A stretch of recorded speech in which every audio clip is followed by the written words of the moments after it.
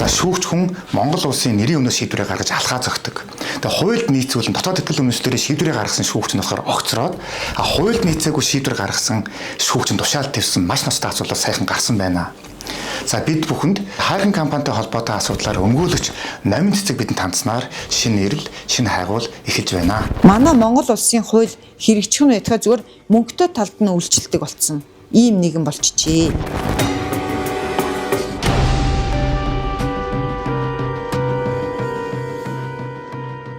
Асуумын сайтаас бэлтгэн өргөдөг 2 дахь үнэн 90 сурвалжлах нэвтрүүлгийн энэ удаагийн дугаар шүүгчийн сахилгын хороонд авилгал нүүрсэн байж болзошгүй онц ноцтой сэдвийн хүрээнд үзэгч та бүхэнд хүрч байна. Шүүхийн сахилгын хороонд ирсэн гомдлыг ашиг сонирхлоор шийдвэрлэж өөрт нь таалагдаагүй шийдвэр гаргасан шүүгч нарын бүрэн эрхийг түтгэлзүүлж байна уу гэх асуултанд бид хариулт хайж байна. Монгол улсын иргэн Хүрэлбаатар өөрийн үүсгэн байгуулсан хайрхан хэмээх компани 2008 онд том охин болох Хүрэлбаатарын сонин цэцэгт хууль ёсны дагуу 100% шилжүүлэн өгчээ. Гэтэл сонин цэцэг Чех улсад ажиллаж амьдарч байх хойгуур Хүрэлбаатарын 2 дахь эхнэр Саран Туяа гэгчин эзэмшигч сонин цэцэгт мэдэгдэлгүйгээр хайрхан компанийг хууль бусаар шилжүүл авчээ.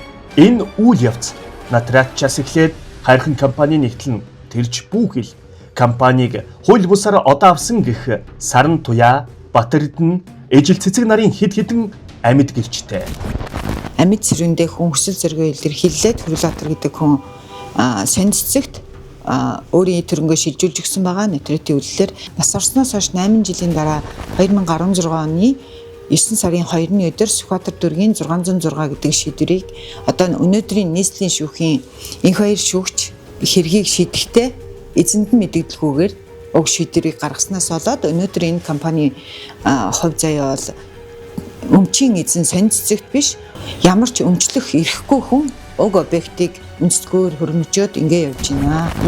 Хайрхан компани гэгдэх хэргийн шүүгчээр ажилласан хан уул дүүргийн иргэний хэргийн анхан шатны шүүхийн шүүгчд Саран Туяагийн гаргасан гомдлыг шүүхийн сахилгын хороо хянан шийдвэрлэж хуулийн илт тодорхой заалтыг ноцтой зөрчсөн 3 дахь этгээд оролцуулсангүй гэх үндслээр сахилгын шийтгэл оногдуулжээ.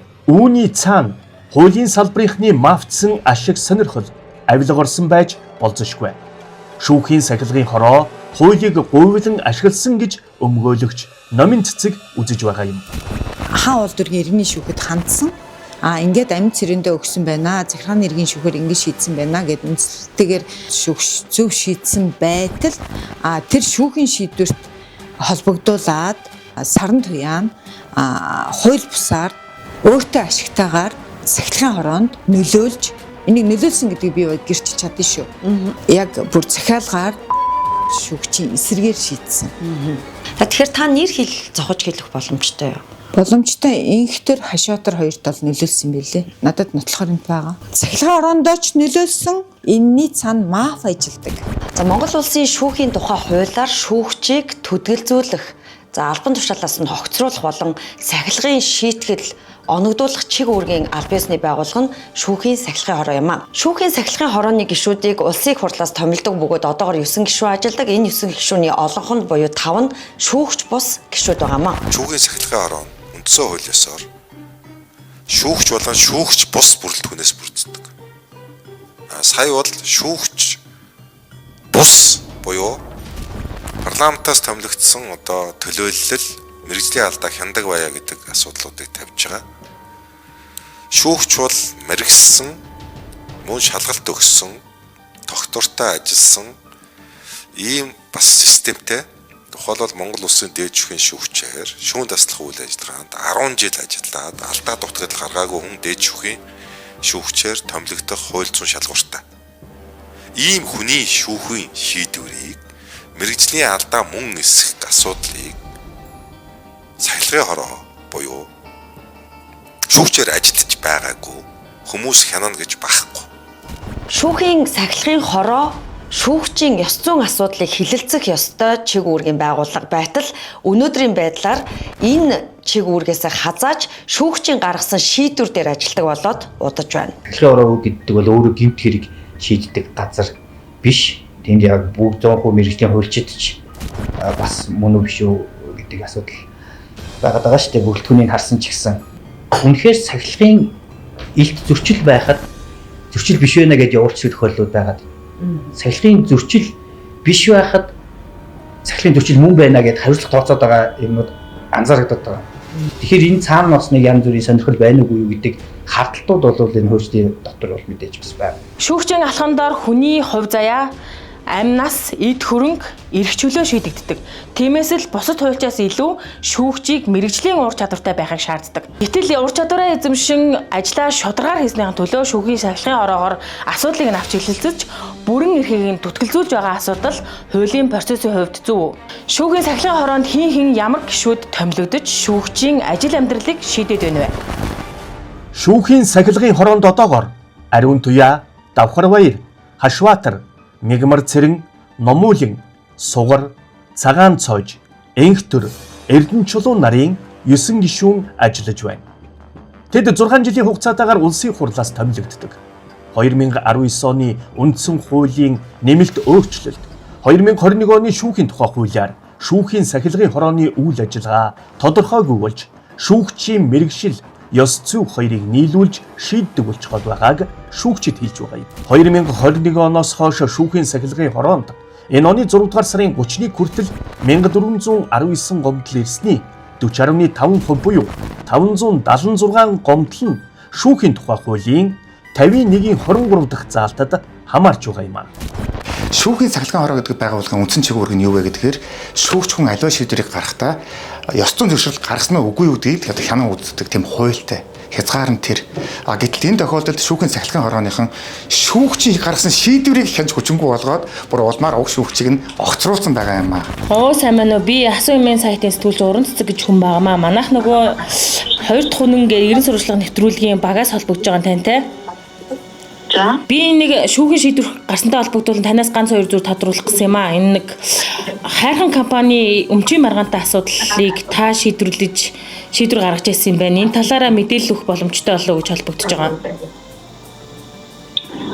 Би энэ талаар мэдээлэл өгөх боломжгүй. Би энэ хэрэг маргааныг шийдвэрлсэн. Тэгээд үүнтэй холбоотой шийдвэрүүд байгаа. Одоо энэ маргаан өөрөө холбогдох хуультай холбоотой маргаан үндсээр шийдвэрлэгдээд бас маш таны хамааралтай мэдээллүүдийг хаагаад үзэл байгаа хгүй бид ямар нэгэн тайлбар мэдээлэл өгөх боломжгүй байна. Тэгээ энэ асуудал нь одоо энэ хуулийн ноцтой асуудал нь явсаар гоод үндсэн хуулийн цэцээр хүртэл очсон. Үндсэн хуулийн цэцэд нэр бүхий хүмүүс өвж Монгол Улсын шүүхийн тухай хуулийн 50 дугаар зүйл заасан холбогдох өөрчлөлт одоо зохицуултуудыг бол үндсэн хууль зөрчсөн байна гэдэг агуулгаар мэдээлэл гаргасан. Одоо тухайн үед шийдсэн дүгнэлтийг үзээд уншаад судлаад үзэхээр хууль тогтоогч бол одоо хуулийг гаргаад түүнийг амьдрал дээр хэрэгжүүлэхэд бол шүүхийн сахилгаанаар харилцан зөрүүтэй хэрэгжилж байгаа юм байна.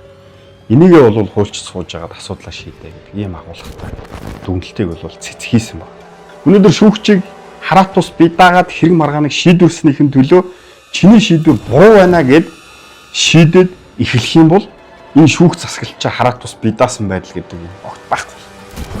Монгол Улсын шүүхийн тухай хуулийн 50 дугаар зүйлийн 51-1 51-ийн 23 дахь заалт Монгол Улсын үндсэн хуулийг зөрчсөн эсэх маргааныг 2024 оны 11-р сарын 1-ний өдөр 5 цаг гаруй хуралдаж шийдвэрлсэн байна. Тус хуралдаанд улсын хурлыг төлөөлж одоогийн хууль зүйн дотоод хэргийн сайд Баттөмрийн энх баяр оролцсон байдаг.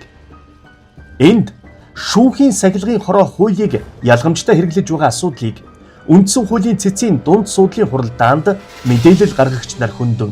Энэ асуудалд улсын хурлын итгэмжилсэн төлөөлөгч үндэслэл бүхий тайлбар өгсөн тэмдэглэл цагаан дээр хараар бичигдэн үлдсэн байх бөгөөд дуу дүрсээр баталгаажсан байна.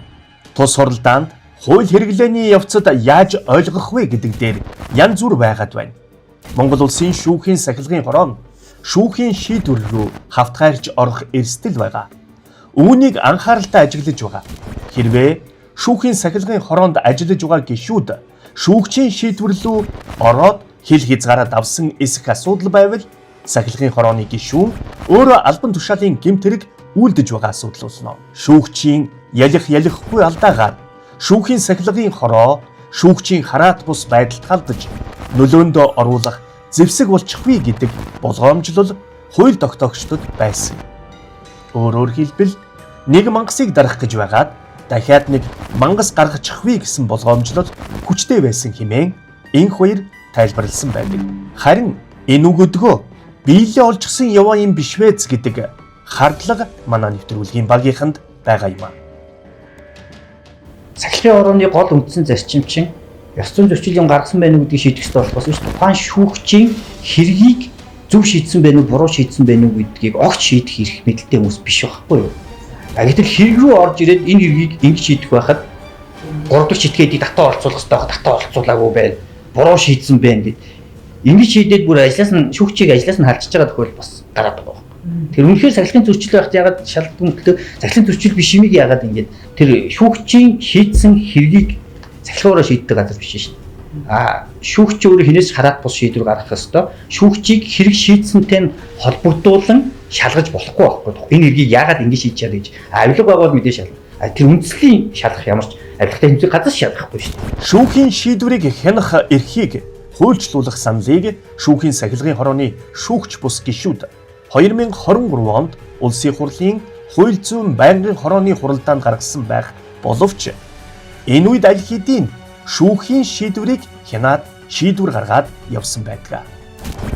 Хэрвээ шүүхийн шийдвэрийн хууль зүйн зөв үндэстэй эсэх асуудал, шүүх хэрэглээг зөв хэрэгжилж байгаа асуудлыг бид хэрэглэж байгаа бол шүүхийн дээд байгууллага болох Монгол улсын дээд шүүх хууль хэрэглээний нэгдмэл байдлыг шүүх системд хангах чиг үүргийг хэрэгжүүлж байгаа.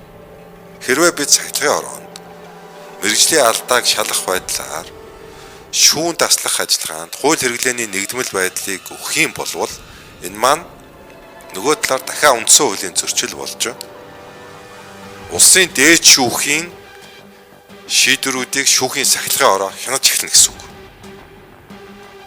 Дээд шүүхийн шүүгчдийн шийдвэрийг мэргэжлийн алдаа мөн эсэх байдлаар цаад утгаараа шийдвэрлүүн ороод эхэлнэ гэсэн үг.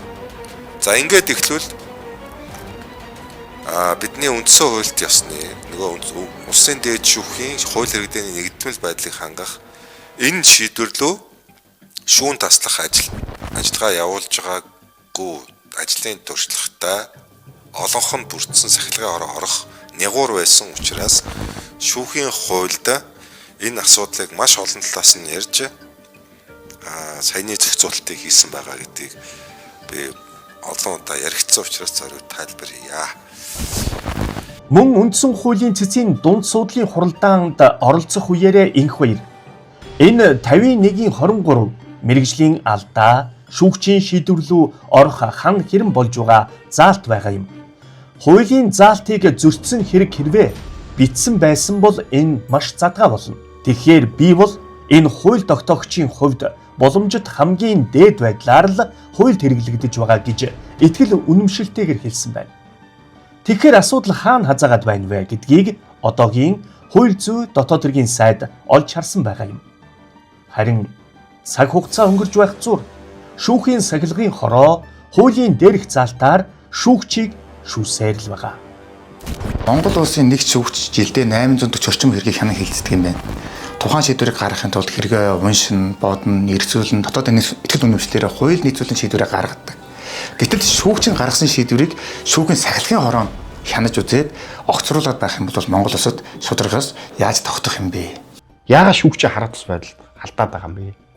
Хууль батлагдаад өдгөө одоо яг 5 дахь жилийн өрөө үзэж байна. Яг таны асуусан асуултан дээр одоо энэ салбарт нэлээд олон өмгөөлөл хийж байгаа хүний хувьд бол ядаа ялангуяа нэлээд санаа зовлттой байна.